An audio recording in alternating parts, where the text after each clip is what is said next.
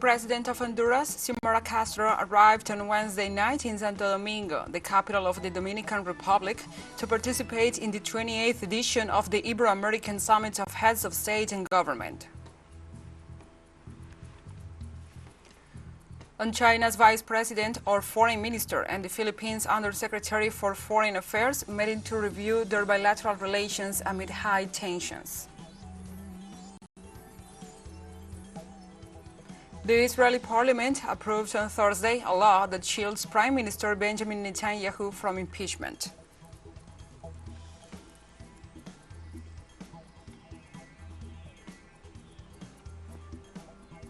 From the headquarters of TeleSUR English in Havana, Cuba, this is From the South. I'm your anchor, Gladys Quesada, and these are the news. The President of Honduras, Xiomara Castro, arrived on Wednesday night in Santo Domingo, the capital of the Dominican Republic, to participate in the 28th edition of the Iberoamerican Summit of Heads of State and Government that will take place on Friday and Saturday. The Honduran President was received by the Vice Minister of Bilateral Foreign Policy of the Dominican Republic, José Julio Gómez, and the Ambassador of Honduras, Sandra Mancebo, at the Las Americas airport. This was her first visit to the country since taking office in January last year. Her participation in the summit is convened together with the other 14 presidents, 2 vice presidents, 2 prime ministers, and 22 foreign ministers, who will adopt important instruments aimed at guaranteeing the development of the region.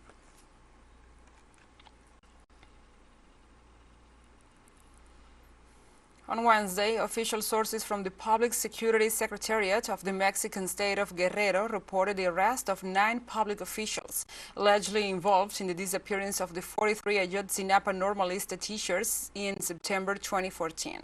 According to the entity, the arrest was the result of the joint cooperation between the Criminal Investigation Agency, the Mexican Attorney General's Office, and bodies of the Navy Secretariat. Among those apprehended were 7 members of the state police and 2 preventive police officers from the municipality of Iguala. According to the Commission for the Truth and Access to Justice in the Ayotzinapa case, the disappearance of the 43 students from the Raúl Isidro Burgos Rural Normal School in Iguala between September 26 and 27, 2012 is a state crime of members of the criminal group Guerreros Unidos and agents of various Mexican state institutions.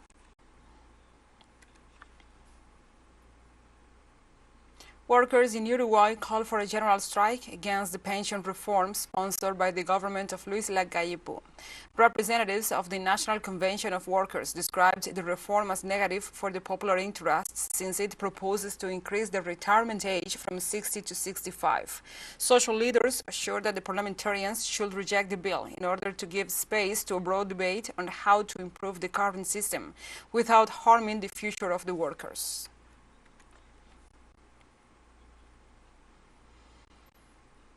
On Tuesday, Colombia's Vice President Francia Márquez denounced a new attempted bomb attack against her in the Chocó department, where she traveled to attend an activity that honored people displaced by violence. Márquez stated that upon arriving at the airport to travel to the Chocó department, a police officer approached her and told her about the presence of explosives in the region, but she attended the activity anyway. On January 10th, her security team also found a device with over 7 kilos of explosive material on the road leading to her family residence in Yolombo in the Cauca Valley. The device was destroyed in a controlled manner by anti-explosive personnel. The vice president insisted that the government is committed to eliminating violence and that even though many people are interested in continuing sowing fear, anxiety, and pain, they are committed to changing pain into joy.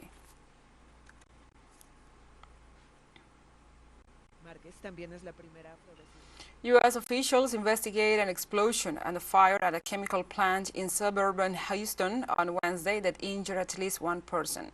Local news outlets showed a large ball of fire during the explosion, followed by large plumes of black smoke. The fire later appeared to have been extinguished. Harris County Sheriff Ed Gonzalez said in a tweet that the injured person was taken to a hospital. Officials briefly shut down roadways near the plant, but later reopened them to traffic. The facility produces cumin, an organic compound used to make a variety of things such as herbicides and pesticides, cleaning products, and auto parts. The cause of the accident is still under investigation.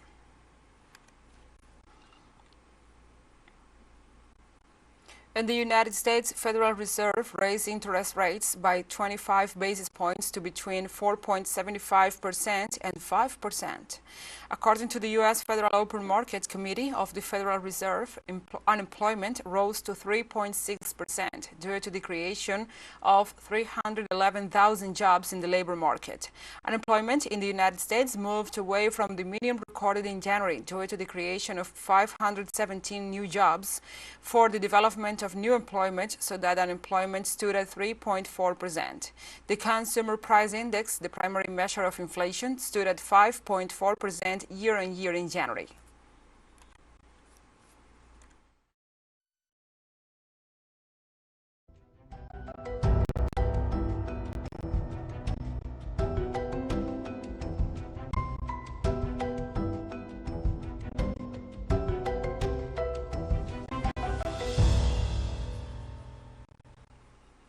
Now we move on to other topics. In Peru, more than 390 districts in the central and southern highlands remain at risk from the rains of the past few days. The National Institute of Civil Defense reports that 394 districts in the central and southern highlands are at risk of landslides, mudslides, or other types of mass movements, as reported by the National Center for the Assessment, Prevention, and Reduction of Disaster Risks following the heavy rainfall forecast. According to the risk scenario prepared by the institution, Apurimac has the highest number of districts at very high risk. It is followed by Cusco, Puno, Ayacucho, Huánuco, Huancavelica, Junín, Pasco, and Ancash.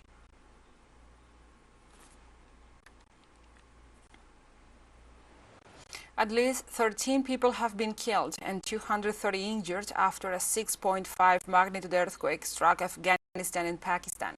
In Afghanistan, in the provinces of Laghman and Takhar, health centers reported 4 deaths, including 1 child, and 70 injured. Meanwhile, authorities in Pakistan, Khyber Pakhtunkhwa province reported at least 9 fatalities, 56 injuries, and structural damage in 26 homes. The quake struck the border town of Jurm, close to Afghanistan's vast Hindu Kush mountain range, a center of high seismic activity and a frequent source of earthquakes in the region. In late June, a similar 5.9 magnitude earthquake struck Pakistan's eastern border provinces of Paktika and Khost. It killed more than 1,000 people, injured some 1,500, and destroyed hundreds of homes.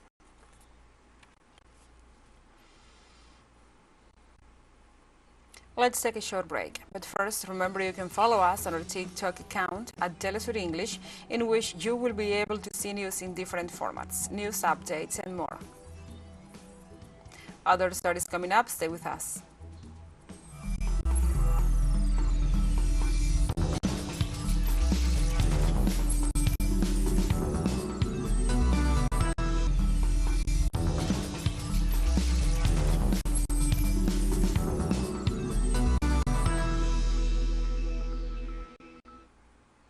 Welcome back to From the South.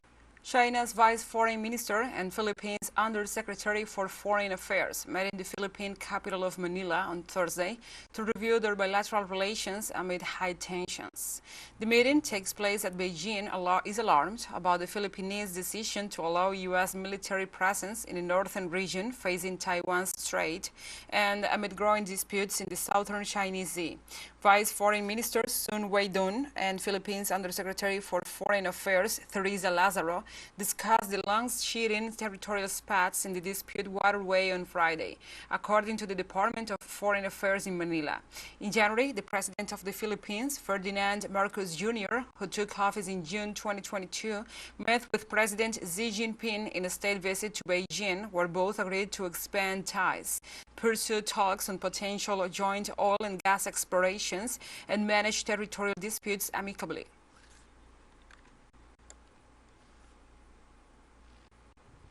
In France, demonstrators blocked the access to Saint-Nazaire Bridge in protest against the pension reform imposed by Emmanuel Macron's government.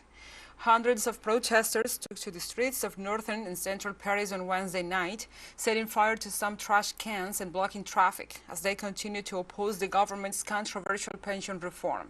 The demonstration turned into a wild protest in the northeast of the French capital. In the 18th arrondissement, members of the Brigade for the Repression of Motorized Violent Action intervened, dispersing the demonstrators on several occasions. Demonstrators reiterated their rejection of the executive's plans to raise the retirement age from 62 to 64.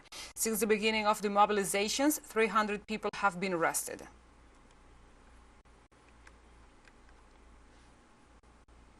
Swedish Parliament approved the country's entry into the North Atlantic Treaty Organization.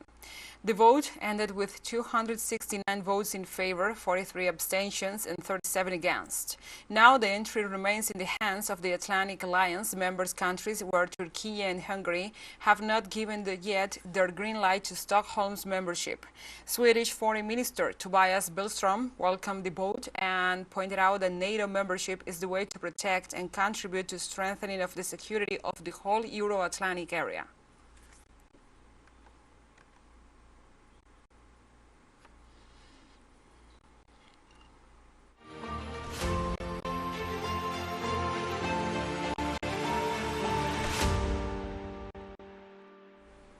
And now we move on to other topics. Russian President Vladimir Putin has backed a peace proposal issued by the Chinese government on the first anniversary of Russia's special military operation in Ukraine on February the 24th.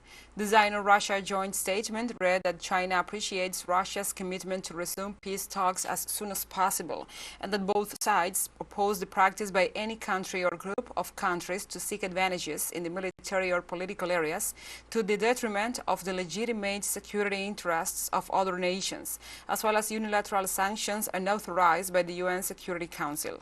Both parties also point out that to settle the Ukraine crisis, the security concerns of all countries must be respected.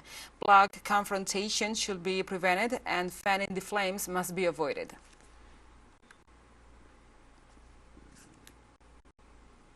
Russian Defense Minister Sergei Shoigu announced on Wednesday plans to modernize anti-missile defense systems in Moscow after a series of Ukrainian drone attacks on Russian territory. Shoigu said the army will also form an air defense division brigade that will be trained and equipped with new generation S-350 air-to-ground missile systems. Drone attacks on Russian territory, including Crimea, have increased in recent months, more than a year into the Kremlin's special military operation in Ukraine. Authorities in Crimea claimed on Wednesday that the Russian Navy had repelled a drone attack in the port of Sevastopol. Last month, a drone attempted to strike a facility in the Moscow region. The defense minister reiterated that developing air defense weapons was one of the army's priorities.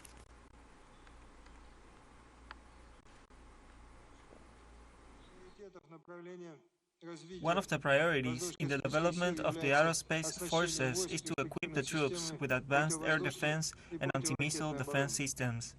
This year we will complete the modernization of the Moscow anti-missile defense system.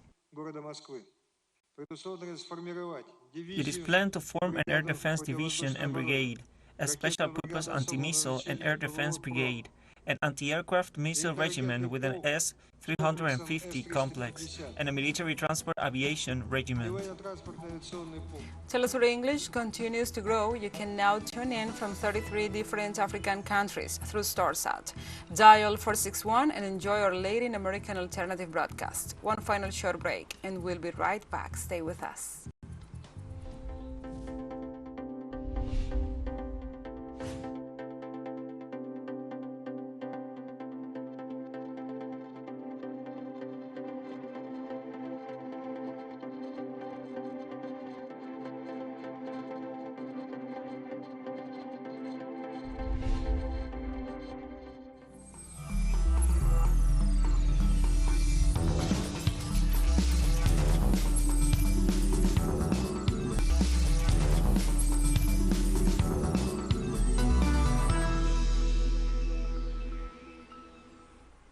Welcome back. The Israeli parliament approved on Thursday a law that shields Prime Minister Benjamin Netanyahu from impeachment. The approved law will limit the ways a sitting prime minister can be declared unfit for office and is largely seen by opposition and critics as a way to protect the prime minister, who faces serious legal problems with 3 open cases for fraud, bribery and breach of trust. The text passed its third and final reading at 6 a.m. local time after an all-night plenary session with 61 votes in favor and 47 against, which was preceded by lengthy discussions. This is part of the controversial judicial reform promoted by Netanyahu's government, which has provoked a wide social discontent with massive protests all over the country.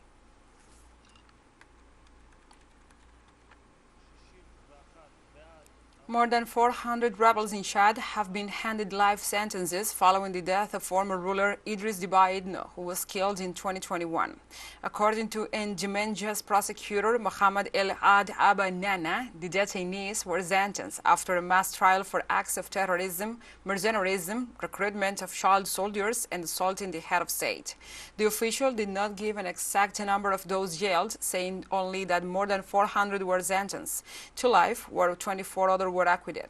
The trial opened last month behind closed doors at Clezon Prison, 20 kilometers southeast of the capital.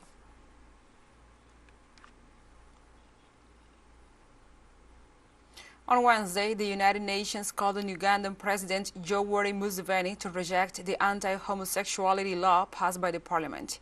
Ugandan MPs significantly amended the original text, which provided for up to 10 years in prison for anyone engaging in homosexual acts of claiming to be LGBTQI+ in a country where homosexuality was already illegal.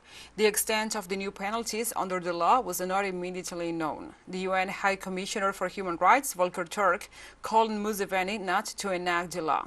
Uganda has strict anti-homosexuality legislation, a legacy of colonial laws, but since independence from the United Kingdom in 1962, there have been no prosecutions for consensual homosexual acts.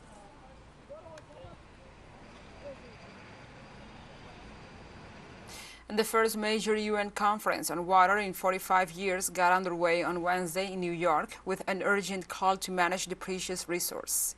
A report presented during the event revealed that 26% of the world's population does not have access to safe drinking water, while 46% lacks access to basic sanitation.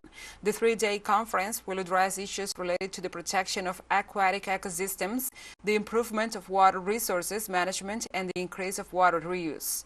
On the other hand, the UN Secretary General Antonio Guterres detailed that society is draining the lifeblood of humanity through excessive and sustained water consumption. This is more than a conference on water. It is a conference on today's world, seen from the perspective of its most important resource.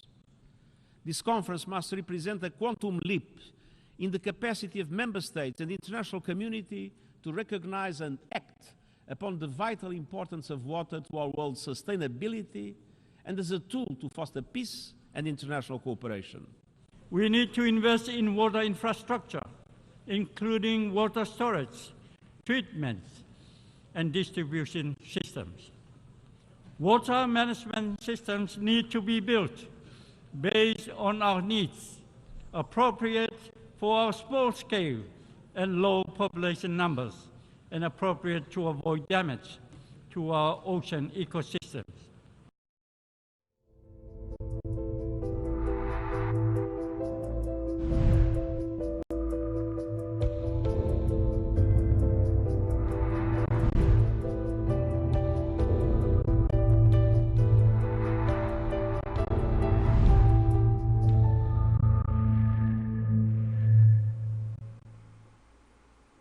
Now we address other topics. In China, authorities approved a new domestic vaccine against COVID-19, specifically effective against Omicron variant cases caused. Authorities stated that the first 2 stages of testing conducted in April 2022 showed positive results. The investigations involved more than 5,000 volunteers, and there were few cases of adverse reactions. The substance proved safe and effective for applying in booster doses. In this context, China has 14 licensed COVID-19 vaccines of its own.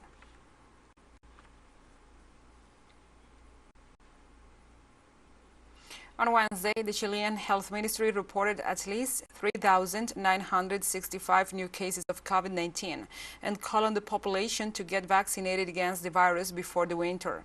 According to local authorities, during the last 24 hours, there were also 5 deaths due to the causes associated with the disease, giving a cumulative total of 64,416 deaths since the beginning of the pandemic in 2020. Likewise, these figures bring the number of infections registered throughout the country to more than 5,200,000. The regions with the highest amount of positive cases are O'Higgins, Antofagasta, Ñuble, and Los Lagos.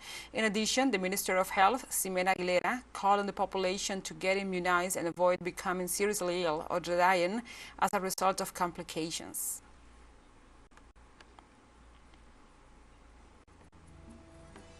And we have come to the end of this news brief. But remember, you can find this and many other stories on our website at telesurenglish.net. And also, if you feel so inclined, please join us on social media for all the latest news.